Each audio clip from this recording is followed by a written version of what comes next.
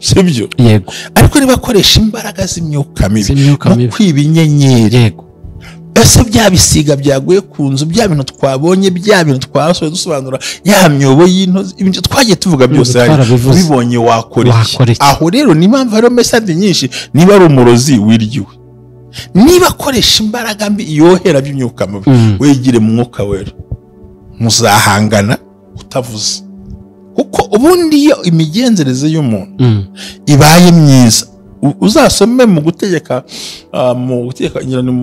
kwa kabiri bice 20 ngira ngo na 3:22 bivuga ngo nzahinduka umubishabisha bawe nzahinduka umwanzi w'abanzi bawe so ufite wa mwuka wera ntago ubonda kukwegera kandi uko niko kuri kubu Kristo kudafitanye guciye so rero hano hari ibyo twashobora kubona zitandukanye turaza kubona uburyo bugera ku 8 cyangwa 7 ushobora gutsindamo no kunaniza wa muntu ukora n'abadayimoni cyangwa ukoresha abadayimoni yego icyambere ugomba kwita understanding and knowledge imyumvire ndetse n'ubwenge ugomba kubanza kumenya neza wowe ubwawe n'uwo muntu ese akoresha iyihe migenzo cyangwa yewe ni ikihe kintu gituma izi mbaraga mbi zingiraho uruhare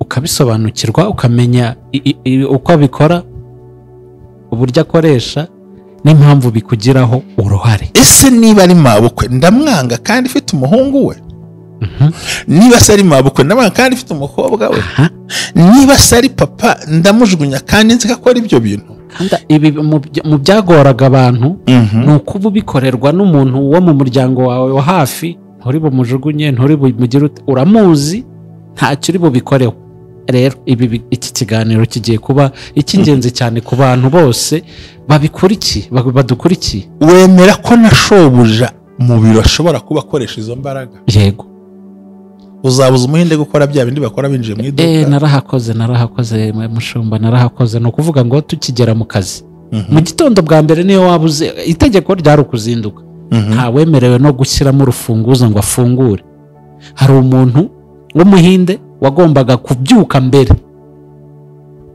akabyuka akazana ibyo azana akabanza agacana agahuhera imyuka akazana amazi bagakaraba inshuro singiye kubigarukamo perfect nziza cyane Imana iguhe umugisha kandi ko kuramutsinda yego kandi akananirwa twihute cyane ibyo bintu icya kabiri gikomeye yego ni ikintu bita kwirinda no gutakora no kutegera ikintu cyose cyakoreshejwe n'icyavuzweho n'abantu bakoresha abadayimoni kutabyegera kutabikoresha no kutabikora kwirinda wowe ubwawe kuko wumva hari ukuntu ngewe ushobora gukora nk'ikintu uvuze nk'inyama wari uzivuze nkabanza nkazitongera nkaziterekesha nkahita nzikuzanira already ahangaha ugomba kumva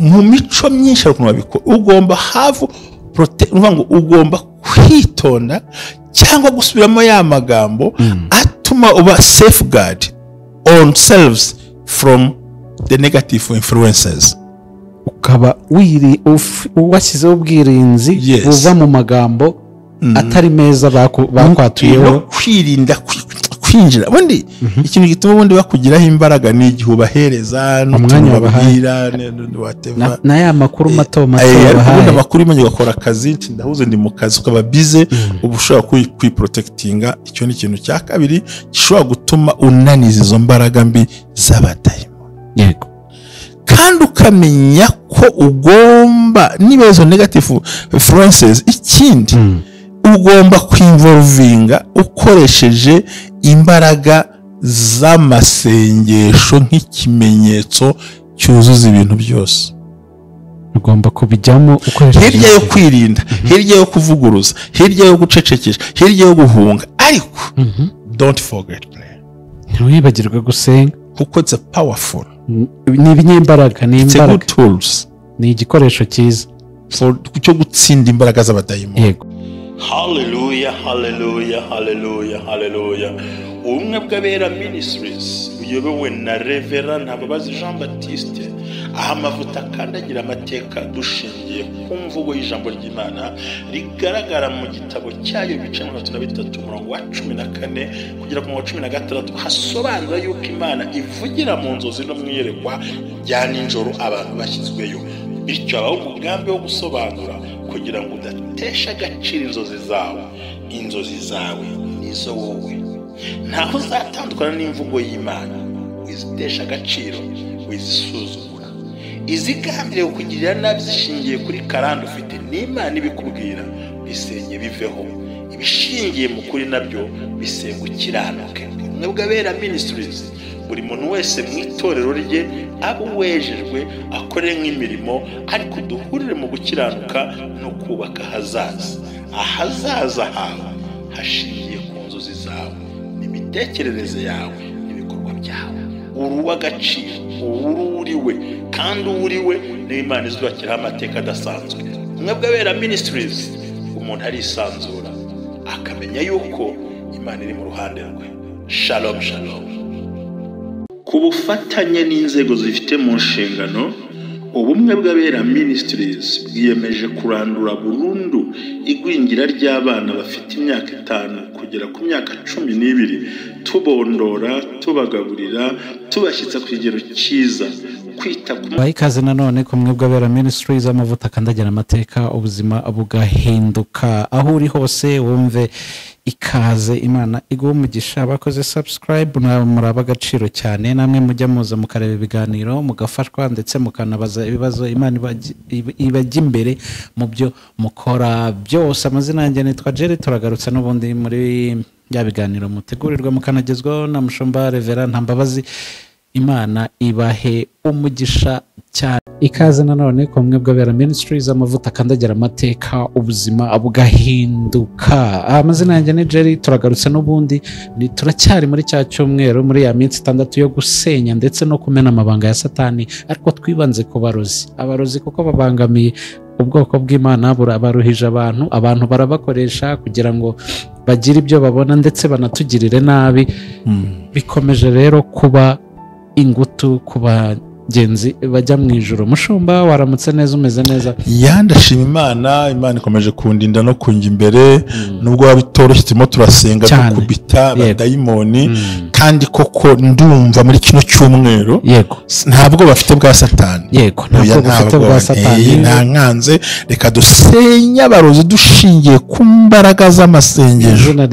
Ako tubwira ibyo by'umyunyu pa. Twagiye. Urasa neza, umeze neza, wambaye neza, ndabikunda. Byose mbikesha Imana ishobora byose, nshijijwe bugufi imbere y'Imana, kandi ukizangira neza niko nzashaka guca bugufi urakoze. Umushumba rero tutatinze, ubundi nkomeje kwibaza ni gute tukiri muri za mbaraga abantu benshi ushobora kuba utaroga. Hari abantu babihuguriwe, sinzi ahantu wabibahaye, sinzi kuko watubwiye ibyiciro by'abarozi, utubwira n'impamvu babikora, ariko noneho ashobora kuba ataroga ariko afite uwajyaho. Turababona bamwe bataroga ariko bakoresha abo bantu b'ingufu za Satani kugira ngo batware iterambere ryawe, kugira ngo batware inyenyeri zawe, kugira ngo bakugirire nawe, kugira ngo bigende gutya na gutya, ariko bagamije kugusubiza hafi ndetse no kukwicisha. Kuko hari abajya kubarozi nyicire runaka. Mu minsi ishize nibwo hari mama w'inshuti yanjye, abaturanyi bishyuye umukozi we 10,000 bamuha akantu ngo aze guteka mu biryo.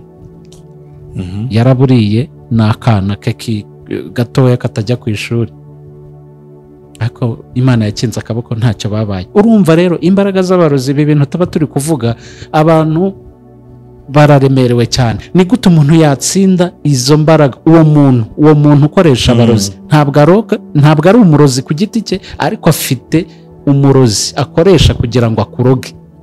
Ni gute umuntu yamutsinda? Ese birashoboka? Wakwitwara gute muri urwo rwego, mushumba? Urakoze cyane rero nko kubimbajije nyine. Ubundi by'ukuri hari abantu bo batari abarozi, ariko buri gihe ibintu byabo byose yego aba agomba kubikora afite aho yabajije cyangwa n'aba yabwiye rimwe na rimwe no kumenya amakuru y'abandi bantu no gushaka kugira ngo yangize imibereho y'abandi. Nakubwiye ngo ubuzima turimo ntabwo ari inyamaswa turwanya, si imirimo iturwanya, ubuzima turimo ni dayimoni yaduhagurukiye itubuza amahwemo. Yego, icyo ni ikintu cyumvikana. So rero muri uru rwego niho umuntu agera, ugomba kubatsinda gute abo bantu bakoresha abarozi kandi bataka ubuzima bwawe. Ni izihe mbaraga wabona wakora gute? Nagira ngo abadukurikiye mwibuke ukuntu Imana yabwiye Baramu, yabwiye Baraki aramubwira ngo nta ndagu mbonye mu ba Yakobo, nta n'umupfu mbonye, nta n'abarozi barimo. So rero kugira ngo ubashe gutsinda bene uwo muntu ukoresha cyangwa ukoreshwa, yego, rimwe na rimwe ashobora kuba akoreshwa cyangwa akoreshwa, hari ibintu ugomba gusabwa. Badukurikire bitandukanye byo twasobanuye. Nanjye ndagukurikiye reka. Ni ukuvuga ngo kugira ngo ubashe gutsinda uwo muntu ni ibikorwa rimwe na rimwe bihurirana ndetse bifite imbaraga kubizera, kugira ngo ubashe kubikora bishingiye ku mico n'ubuhanga n'ubumenyi bitewe n'imbaraga abantu bakoresheje. Kuko niba akoresha uburozi bw'ibiryo ntuzarya, sibyo? Yego. Ariko niba akoresha imbaraga z'imyuka mibi no kwiba inyenyeri, yego, ese bya bisiga byaguye ku nzu, bya bintu twabonye, bya bintu twasohoye dusobanura, ya myobo y'intozi, ibintu twagiye tuvuga byose ubibonye wakora iki? Aho rero ni impamvu hariho mesade nyinshi. Niba ari umurozi wiryiwe, niba akoresha imbaraga mbi yohera by'imyuka mibi, wegire mu mwuka wera, muzahangana utavuze. Kuko ubundi iyo imigenzereze y'umuntu ibaye myiza, uzasome mu gutegeka kwa 2 ibice 20 ngira ngo na 3:22 bivuga ngo nzahinduka umubishabisha bawe, nzahinduka umwanzi w'abanzi bawe. So iyo ufite wa mwuka wera ntago benda kukwegera, kandi uko niko kuri kubu Kristo kudafitanye guciye. So rero hano hari ibyo twashobora kubona zitandukanye, turaza kubona uburyo bugera ku 8 cyangwa 7 ushobora gutsindamo no kunaniza wa muntu ukwana n'abadayimoni cyangwa ukoresha abadayimoni. Yego. Icyambere ugomba kwita understanding and knowledge, imyumvire ndetse n'ubwenge.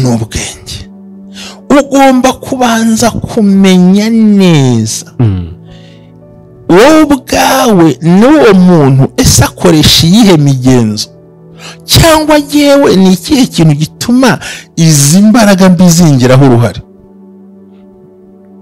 Ukabisobanukirwa, ukamenya uko abikora, uburyo akoresha, n'impamvu bikugiraho uruhare. Ese niba ari mabukwe ndamwanga kandi ifite umuhungu we, niba se ari mabukwe ndamwanga kandi ifite umukobwa we, niba se ari papa ndamujugunya kandi nzi ko akora ibyo bintu. Kandi ibi mu byagoraga abantu ni ukuba ubikorerwa n'umuntu wo mu muryango wawe wa hafi, nturi bumujugunye, nturi bumugire, uramuzi, ntacyo uri bubikoreho. Rero iki kiganiro kigiye kuba icy'ingenzi cyane ku bantu bose badukurikiye. Wemera ko nashobuja mu biro ashobora kuba akoresha izo mbaraga? Yego. Uzabuza umuhinde gukora bya bindi bakora binjiye mu iduka? Narahakoze mushumba, narahakoze. No kuvuga ngo tukigera mu kazi mu gitondo bwa mbere niyo wabuze, itegeko ryari ukuzinduka, nta wemerewe no gushyiramo urufunguzo ngo afungure. Hari umuntu w'umuhinde wagombaga kubyuka mbere, akabyuka akazana ibyo azana, akabanza agacana, agahuhera imyuka, akazana amazi, bagakaraba inshuro. Singiye kubigarukamo, ariko hari ibintu yabanzaga gukora kugira ngo mwinjire mu kazi. Iryo ryari ihame abantu bose barizi. Wazinduka ka gihumbi atarabyuka, ntushobora kugira ikintu na kimwe no kwandurura ibintu bijagaraye ubishyira mu mwanya wabyo. Ntubyemerewe mu gihe wa wundi ubishinzwe atarabyuka ngo akore ibyo akora. Yego, birahari. Hari igihe arishoboje mugenzi we, hari igihe tujya tubivuga abantu bakagira ngo ni ibi bintu ntago ari imikino. Warabibonye ariko ntago ari imikino, birakorwa kandi ku manywa. Kandi noneho igitangaje mushumba, ubundi hari ibintu twishyizemo mu mitwe nyine dukuze cyangwa tukiri batoya, n'ubu ngubu harimo abantu babyumva. Uzi ko umuntu ashobora kwambara kositimu ari umurozi? Uzi ko umuntu ashobora kwambara bubu amabaze meza n'amarinete ari umurozi, n'amashanete ahenze ari umurozi, imodoka nziza ahumura parufe z'igiciro ari umurozi. Abantu rero iyo uvuze ngo umurozi ahita abarira, twe niko twabyumvaga kera, umukecuru usa nabi, umusaza umeze ukuntu mu mutwe, yego umuntu w'umukene uwo nguwo hari igihe aba anarengana atazi aho bikorerwa, barahari abasizi. Yego, urumva icyo kintu kugiye abageze kugenda hamwe, ngiye kubona mbona barinjiye bakubise bakora ibintu mbareba. Hari n'abandi burya mu maresitora barahari adashobora kugabura atarashyiramo dongoroni. cyane mpamvu najya njya muri resitora buriya faut faire attention. Yego, ngewe nzi n'ahandi hantu ibiryo ibi ngibi byo mu nkono kubaga ihene byonyine akarekura amaraso, noneho abantu barya inyama. Inshuti yanjye, abantu murya muri resitora inyama mujye mwitonda cyane. Hari ahantu hamwe genda bazi afata gutya ihene bakazitongera kuryama n'amaraso, agahita akata ya hene mu ijosi, amaraso ko yimisha, bavuga basoma amazina y'abantu. Abantu barapfuye, bamwe duheze ahantu, abandi inyenyeri zarazimye, ukibaza impamvu ukayibura. Nuko uba ugomba no kugira understanding and knowledge, imyumvire ndetse n'ubumenyi cyangwa ubwenge. Mpurira he nawe kubera iki? Ese ko afiteho ubushobozi, ndarwanya ibintu bye gute? First, icya kabiri nkuko wakoreraga abo bantu, so baguhemba baguhaye avuye hese muri za dongoroni zabona za ntuzi, babita za juju. Ntabwo watera imbere amafaranga yarajyama, ntabwo utera imbere, ugakora barayaguha ku itariki, ariko ugashaka icyo wakoresheje ukakibura. Ibi ni ukuri. Birumvikana n'ibintu ubona ko bimufitemo akavuyo ukuntu, ariko abisaba ikiro ni ukugira bwa bwenge no kureba kure no gusobanukirwa icyo kintu. Kandi wa muntu nyine agufatiye runini, ntabwo uri bumubuze, arabikomeza bikore. Uwo muri ni mabukwe wawe, ni sobukwe, ni nyogosenge, ntaho uri bumushyire. No kuvuga ngo bantu twica kino kiganiro bakitondere kugira ngo bashe gutsinda umuntu ukoreshwa cyangwa ukorana n'abarozi, ukurwanya ukabibona. Ikintu cya mbere, wowe ubwaho ugomba kumenya iby'ingenzi bishobora gutuma uwo mwanza kugiraho imbaraga, cyangwa bashobora kudiringa nawe utabizi, ariko anyuze muri wa muntu ukabimenyera mu bimenyetso. Aha hantu ikintu uri bukore, please unkurikire. Ndagukurikiye. Icyo bita spelling ni iki? Spelling ubwo ni kuvuga umubare cyangwa buri jambo, inyuguti ku nyuguti. Aha ngaha iyo umaze kumenya the specific n'inzu uri bukoreshe, bakora icyo bita kudenonsa. ubwo ni ukwatura ugira ibyo wamagana. Ni ukuvuga hari icyo bita nonse et denonse, ni ngo hari ibyo batangaje ku buzima bwawe, hari ibyo bavuze. Izi ni imbaraga zikoresha akanwa zo kwatura cyangwa gutongera. Icyo uri bukore maze kuvumbura nawe uradenonsa. Ni ukuvuga ngo ibyo bakuvuzeho cyangwa bakwatuyeho bagutongereyeho urabivuguruza mu kinyarwanda cyiza. Urakoresha ururimi, uravuga uti sinzaba imbwa, sinzarwara, sinzapfa mu izina rya Yesu. Amagambo yose banyatuye nyikujeho imbaraga z'umwuka wera. Biza bigahana ikiganza na cya kiganiro cy'ejo bivuga ngo nta zindi mbaraga, ni isengesho. Noneho tugarutse muri spelling, kwatura. Icyo uvuga nunyita ngo nzapfa ndi imbwa, ndavuga nti ngiye nzaba umugabo. Uzapfa uri umukene. Numbwira ngo iyo ndwara irakwica, ubwo ntigira indwara irangiza, kuko we akoresha imbaraga mbi zo guteruriza umutwe wawe, cyane ko hari amatake bagutera bakadisoganiza, bariko bakarwanya ubwonko bwawe bakabigira ikibazo.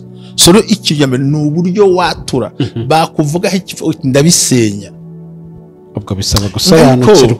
Nimba warabuze akazi kubera izo mbaraga zabo, ukahita uvuga uti nzaba umukire, nzatera imbere. Bano bantu cyambere bagufatisha ibibazo. Nubu nturabona akazi wabambe, se ntimurabyara wabambe. Se noneho ati harya umugabo numvise ngo aronga ajya akunda ngo yarandembeje. Atangira ati nubundi rukomeze rusenyuke, ntazabyara nyiriho. Urumva ngo nta mahoro uzagira nyiriho. bitandenosa ngo ngomba kuyagira uriho cyangwa ukabibona ko Imana itaba ngomba kuyagira uriho cyangwa utariho, ariko amahoro ugomba kuyabona. ni ihame ryanjye. Yego, nuvuga ngo gerageza kwiyaturaho amagambo meza uvuguruza atandukanye nayo bakuvuzeho mabi. Perfect, nziza cyane. Imana iguhe umugisha kandi ko kuramutsinda. Yego, kandi akananirwa. Twihute cyane ibyo bintu. Icya kabiri gikomeye, yego, ni ikintu bita kwirinda no gutakora no kutegera ikintu cyose cyakoreshejwe n'icyavuzweho n'abantu bakoresha abadayimoni. kutabyegera, kutabikoresha no kutabikora. Kwirinda, kwirinda wowe ubwawe, kuko wumva hari ukuntu ngewe ushobora gukora nk'ikintu uvuze nk'inyama wari uzivuze, nkabanza nkazitongera nkaziterekesha ngahita nzikuzaniraho already. ahangaha ugomba kumva mu mico myinshi hari ukuntu babikora. ugomba ngo ugomba kwitonda cyangwa gusubiramo ya magambo atuma uba safeguard on selves from the negative influences.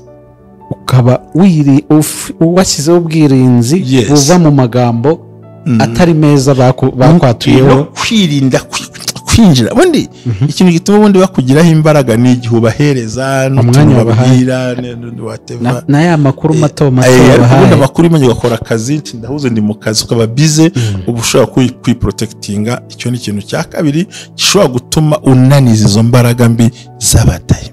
Yego, kandi ukamenya ko ugomba niba izo negative influences, ikindi ugomba kwinvolvinga ukoresheje imbaraga z'amasengesho nk'ikimenyetso cyuzuza ibintu byose.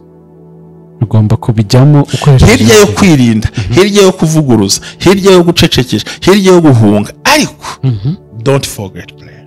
ntiwibagirwe gusenga kuko it's a powerful, ni ibinyembaraga, ni imbaraga, tools, ni igikoresho cyiza cyo gutsinda imbaraga z'abadayimoni. Yego, sinzi uri kubyumva buriya. hano nagira ngo mbabwire uko ushobora kubatsinda ariko bishingiye kuri Bibiliya. This is could involve the using protective symbols. Nk'urugero ahangaha seka nkwereka ahangaha nko ngiye kubisoma. Ni ukuvuga ngo uvuga ngo ikintu turi bukore hariya, amasengesho aba akenewe cyane.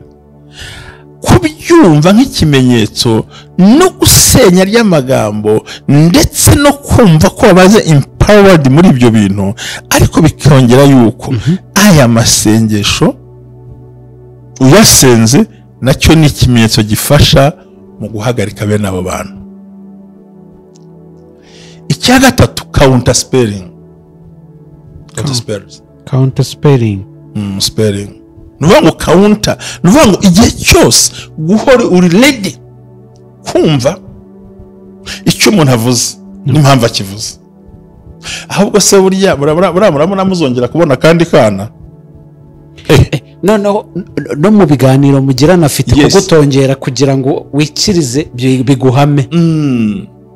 barabikora. ubwo ni ukuba maso mu byo wumva. erega ikintu cya mbere bakubikamo ubwoba. ni ukuvuga ngo ahantu niba umuntu avuze ati ariko si uriya murabona aterega ese ubundi ugira ngo uko uzabushobora iwanyu hari ushyingirwa. tayari aravuze, yavuze kandi yatuye, ariko akumvishe ko you are not bidashoboka. ntabwo ushobora ibyo bintu. hita ukora counter. ndi umunyembaraga, ndashoboye, nzabikora, nzakora. ibyo bintu urimo uvuga byihorere, ngiye mfite Imana kuko ari jye sinabishobora, ariko Imana iri kumwe nanjye nabishobora. nawe uvuguruza njye ndi kumwe n'Imana nabishobora.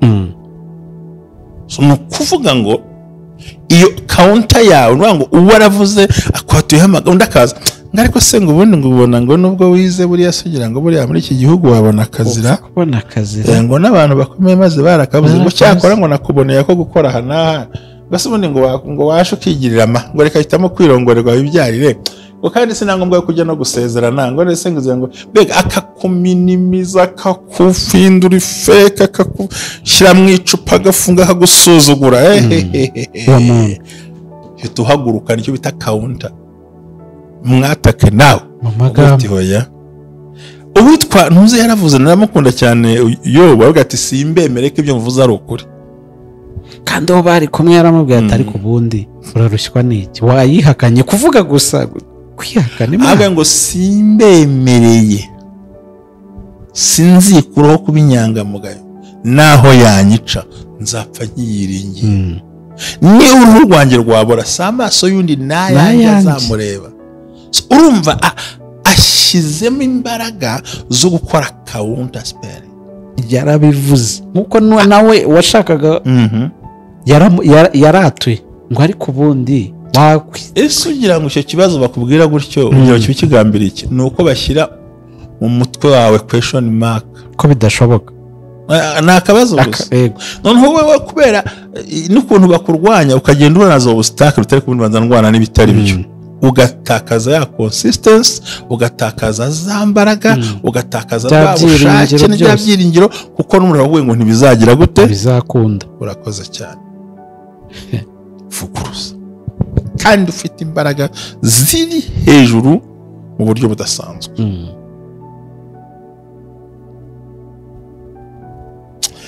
ikindi gishobora gutuma uvumbura n'umuntu ukamunaniza yego spiritual guidance kuyoborwa na mwuka wera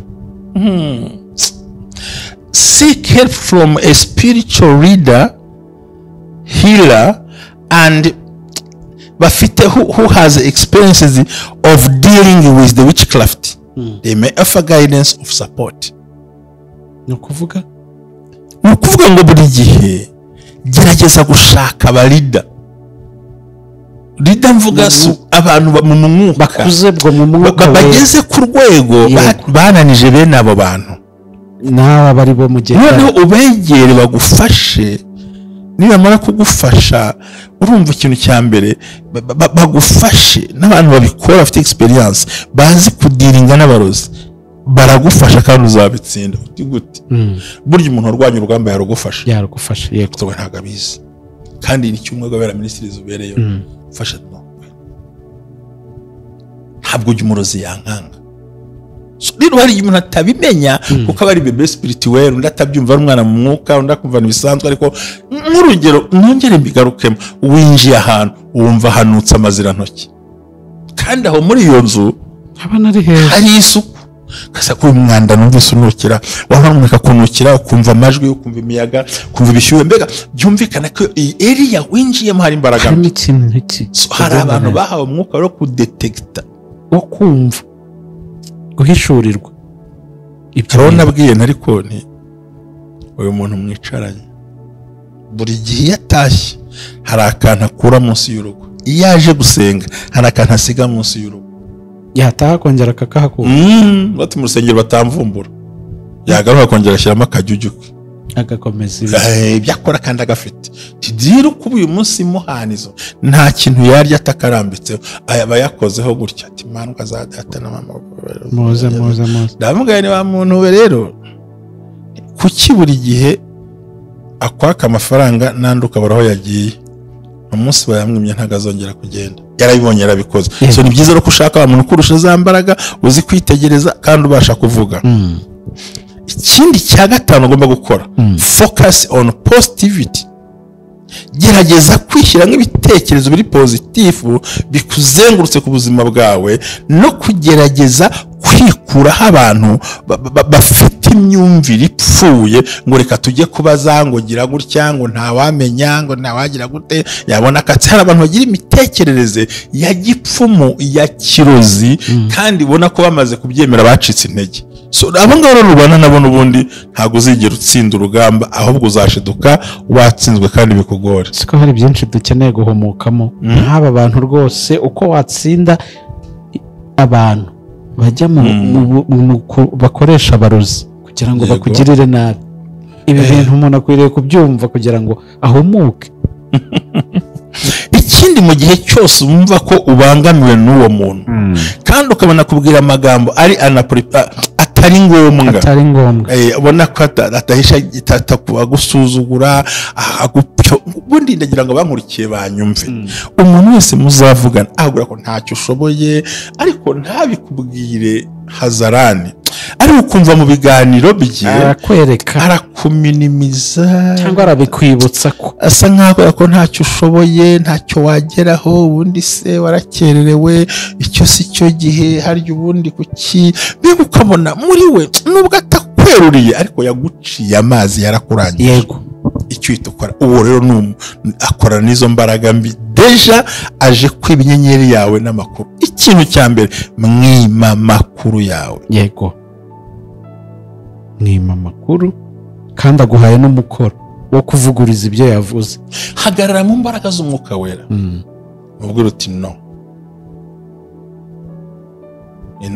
ese ubivuga umureba cyangwa ubivuga ugiye mu masengesho hari abantu ugomba kubwira yakubwira ikintu kimwe umuntu agupfobeje ari imbere yawe aho ngaho turinimije ari imbere yawe akuvuze nabi ari imbere yawe none urajya mu cyumba kumubwirira yo kubera ikintu nakubwiriye hose nawe mubwirira aho ngaho abyumve yes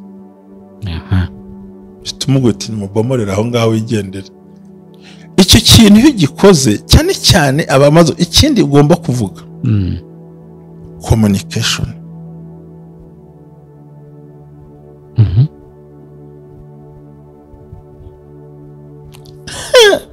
akana gateguye mu cyongereza karavuga ngo if possible addressing the issue directly with the person may lead a resolution. Open and honest communication can sometimes bring